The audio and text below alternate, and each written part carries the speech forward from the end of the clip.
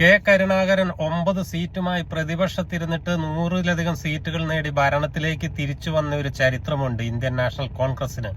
അന്ന് കോൺഗ്രസ് എന്ന് പറയുന്നത് കരുണാകരനാണ്. അന്ന് കരുണാകരനാണ് കോൺഗ്രസിന് നേതൃത്വം നൽകുന്നത്. അന്ന് കോൺഗ്രസിന് ഭരണം കിട്ടുകയാണെങ്കിൽ മുഖ്യമന്ത്രി ആരാണ് എന്ന് ചോദിച്ചാൽ അത് കരുണാകരനാണ് എന്ന് പറയാൻ പറ്റുമായിരുന്നു.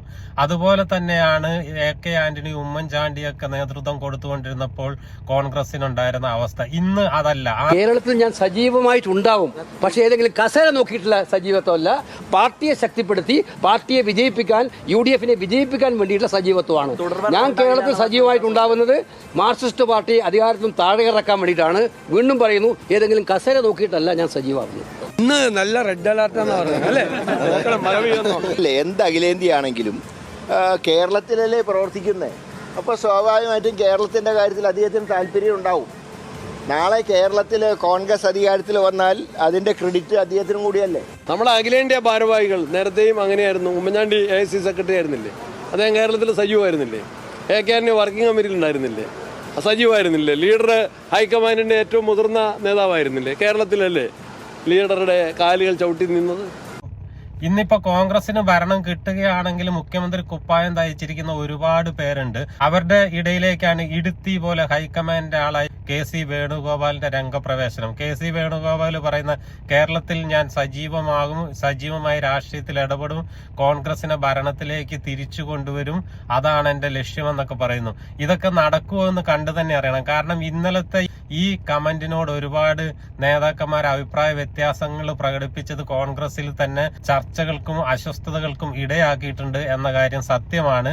കോൺഗ്രസിന്റെ മുൻകാല ചരിത്രം പരിശോധിച്ചാൽ കെ കരുണാകരൻ കോൺഗ്രസിന്റെ എല്ലാം ആയിരുന്ന കാലത്ത് ഉമ്മൻചാണ്ടിയും എ.കെ. ആന്റണിയും കൂടെ കരുണാകരനെ വെട്ടി നിരത്തിയ സമയത്താണ് DIC ഉണ്ടാക്കി കരുണാകരൻ ഒരുപാട് പേരെയും കൊണ്ട് പോകുന്നത്. അവർ കുറെ പേരൊക്കെ പിന്നീട് CPM-ലോട്ടും മറ്റു പാർട്ടികളിലും ഒക്കെ പോയി കോൺഗ്രസിലേക്ക് തിരിച്ചു വന്നില്ല.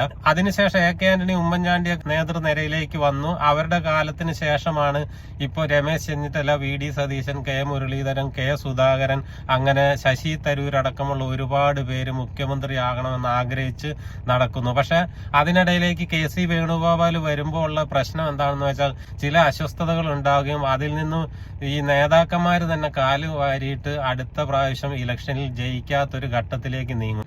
കോൺഗ്രസ് എപ്പോഴും സ്ഥാനാർത്ഥി പട്ടികയിൽ ഇടം നേടാത്ത ഒരു വിമതരായി മത്സരിച്ചുകൊണ്ടും ഇല്ലെങ്കിൽ കോൺഗ്രസിന്റെ ഔദ്യോഗിക സ്ഥാനാർത്ഥികൾക്കെതിരെ പ്രവർത്തിച്ചുകൊണ്ടും പല സ്ഥാനാർത്ഥികളെയും തോക്കുന്ന ഘട്ടങ്ങൾ ഉണ്ടായിട്ടുണ്ട്. പിന്നെ ചില നേതാക്കന്മാര് ഉമ്മൻചാണ്ടിയും ചെന്നിത്തലയും ഉള്ള സമയത്ത് അവർക്ക് വ്യക്തിപരമായ കുറെ സ്ഥാനാർത്ഥികളെ തിരികെ കയറ്റി തോറ്റ ചരിത്രവും കോൺഗ്രസിനുണ്ട്. എന്റെ മണ്ഡലം വയനാട് മാനന്തവാടി നിയോജക മണ്ഡലമാണ്. മാനന്തവാടി നിയോജക മണ്ഡലത്തിൽ ജയലക്ഷ്മി ജയിച്ചു മന്ത്രിയായിരുന്ന സമയത്ത്, 5 വർഷം മന്ത്രിയായിരുന്ന സമയത്ത് സ്വാർത്ഥ താല്പര്യം കാണിച്ചു. ജയലക്ഷ്മി A ഗ്രൂപ്പിന്റെ ആളും I ഗ്രൂപ്പിന്റെ മറ്റു പ്രവർത്തകരും കൂടെ തമ്മിൽ എന്തൊക്കെയോ പ്രശ്നങ്ങളായതിനു ശേഷം രണ്ടാമത് മത്സരിക്കുമ്പോൾ ഗ്രൂപ്പ് അടിസ്ഥാനത്തിലും മന്ത്രി ജയലക്ഷ്മിയോട് വിയോജിപ്പുള്ള ഒരുപാട് പേര് എതിർചേരിയിൽ നിന്നുകൊണ്ട് മന്ത്രിക്കെതിരായി പ്രവർത്തിക്കുകയും ചെയ്തതിന്റെ ഫലമായിട്ടാണ് അവിടെ വർഷങ്ങൾക്ക് ശേഷം ഇടതുപക്ഷം വിജയിക്കുന്നത്. ഇടതുപക്ഷം ഇപ്പൊ 2 ടേം വിജയിച്ചു.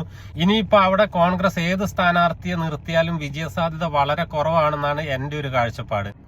മാനന്തവാടി മണ്ഡലം സീറ്റ് കോൺഗ്രസിന് നഷ്ടപ്പെടുത്തുന്നത് തന്നെ കോൺഗ്രസിന്റെ മണ്ഡലം, ജില്ല ഔദ്യോഗിക ഭാരവാഹികളൊക്കെ അന്ന് സ്ഥാനാർത്ഥിയായിരുന്ന ജയലക്ഷ്മിക്കെതിരെ പ്രവർത്തിച്ചത് കൊണ്ടാണ് അവിടെ LDF ജയിച്ചത്. ഇനി ആ മണ്ഡലം എത്ര പരിശ്രമിച്ചാലും തിരിച്ചു പിടിക്കാൻ സാധ്യത കുറവാണ്. ഇതൊക്കെയാണ് എന്റെ കാഴ്ചപ്പാട്.